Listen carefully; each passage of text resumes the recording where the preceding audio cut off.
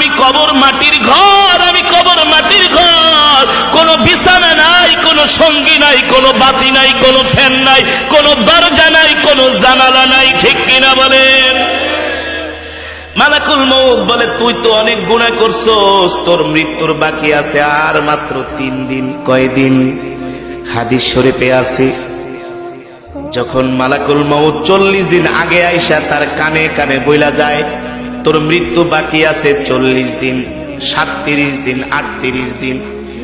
এই খবরটা কানে কানে পৌঁছানো মাত্র ওই মানুষের খাওয়া দাওয়া শূন্যের কোঠায় নেমে যায়।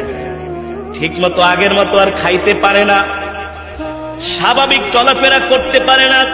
আপনাদের কোনো আত্মীয় স্বজন যদি মারা যায়, আমার কথাগুলোর সাথে মিলায়া দেখেন, মৃত্যুর পরোয়ানা আজরাইল তাকে জানানোর সাথে সাথে তার শরীরটা আস্তে আস্তে করে দুর্বল হতে শুরু করে।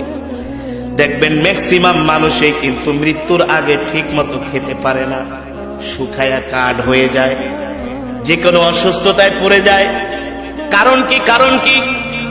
মানুষ যখন মারা যায় আর আমরা যখন কান্নাকাটি করি, একজন ফেরেশতা আয়েশা ডাক দিয়ে বলে,